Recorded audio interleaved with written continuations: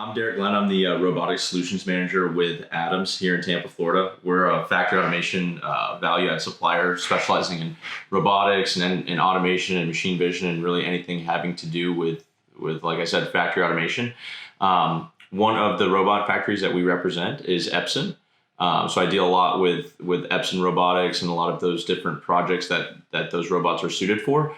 They just came out with a new life sciences brochure, kind of highlighting why they're a good fit for applications in the medical and life science and kind of bioservices industry. So I just wanted to run through some of that and just kind of highlight why it's important and things to look for when you're, if you either have a medical application or are looking into a project like that. There's some key things to look out for, and I'll kind of explain what those are and why Epson is a really good fit.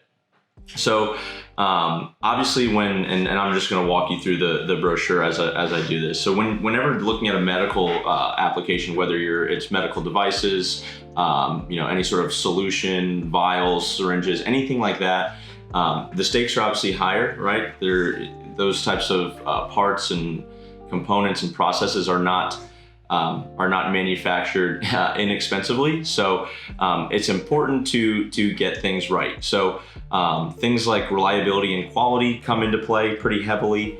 It's important to have something that's going to be accurate and repeatable when deploying a solution. So when you're looking at doing something like that robotically, it's going to be highly important. And this is something that we're seeing a ton of growth in right now. I mean, obviously the medical industry will continue to grow as it has been, in the recent time, and then, in the future as well. So, with the rising, cost of labor and the shrinking labor pool, robotics are being deployed more and more frequently, to kind of address those issues. So when doing that, and you're no longer having a human being, performing a lot of these tasks or operations, and you're going to replace it, put a robot in there for the first time, you got to make sure it's going to be something that's going to work really, really well. So reliability and quality, like I said, traceability. I know, traceability is a really big thing within the medical industry. I kind of come from a tracking and traceability background. So, any sort of data that you can secure from your equipment is really important. Log files, history reports, things like that is going to be crucial as well. And then of course, precision and speed, right? I mean, depending on the application, some are obviously slower, some are faster. The important thing that I want to stress here is that, we have a number of different models of robots with Epson that we can, meet, all speed requirements as well as precision. So, you don't have to worry about, is this robot going to, over time, be able to perform this task repeatably enough to where I don't get any errors and I'm not, eventually making bad parts or causing downtime, anything like that. Because, if you're in the medical industry, downtime gets expensive really, really quick. So we all know that. Epson's been a leader, I would say, I guess, especially, we see a lot of SCARA robots in these applications. And Epson is far and away the world leader when it comes to SCARA robot technology. Been doing it a long time, have a lot of different models, and just a lot of overall experience with these types of applications. So we're versed pretty heavily in that. One thing I did want to stress is just the wide variety of models that we have within the Epson portfolio of robots. So as you can see here, we've basically got it broken down into SCARA and then 6-axis. Another unique aspect here is that all of these models that you're seeing on the screen are now available in clean room. So if you work in the medical industry, you're probably pretty familiar with clean room standards. Basically, it's just there's different levels of clean rooms, of course, but it's a measure of the particulate that a particular piece of equipment gives off. And there are certain standards that you have to meet based on that particulate size, right? So we've got them all the way down to class 3 clean rooms or clean room standards. So I believe that would be ISO 3. So, whether that's a G series SCARA for really, really high speed applications and that's our highest performing SCARA robot, whether it's an RS for a unique ceiling mount opportunity, or even down to our T series, which is our ultra low cost, really good entry level robot. that's available for, kind of entry-level applications where speed and precision are not a major requirement, but you're able to get into a robot at a pretty inexpensive price point. Same with the 6-axis. The 6-axis category, we've got our unique folding arm technology with the N series, and then our slimline design out of our C series. And then kind of in line with the T series is the VT6L, which is also available in clean room now, which is an ultra low cost 6-axis robot. So we kind of highlighted a lot of the Epson advantage, right? I mean, these advantages for the robots kind of go for all applications, but the clean room availability is highly important.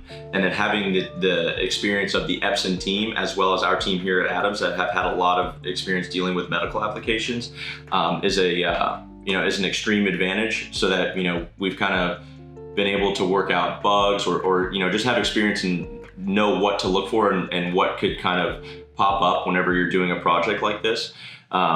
So that's really important as well. And then, of course, you got the advantage of the Epson RC Plus software. So that software is far and away the number one in ease of use, I would say, when it comes to industrial robot programming platforms. So it's something that you're able to run simulations on, build programs pretty easily, troubleshoot, get monitoring data, all that kind of stuff. So now that we've kind of looked at Epson from a, in the medical world from a higher level, I kind of want to just highlight a couple of examples or examples of applications where the robots are very useful. So one here is a pipette handling and filling application, where basically you're pulling the plastic pipettes from an injection mold, loading them into fixtures, using vision guidance to kind of guide those syringes or those pipettes into place, place them in a fixture where they would then get filled and then removed and then packaged, and then essentially from there out of the machine and then into secondary packaging or what have you. But so applications like this where you're dealing with pipettes or, like I said, syringes, any sort of assembly kits, anything like that is a really good application. Things with repetitive motion, of course, or things that require high precision, like something like this.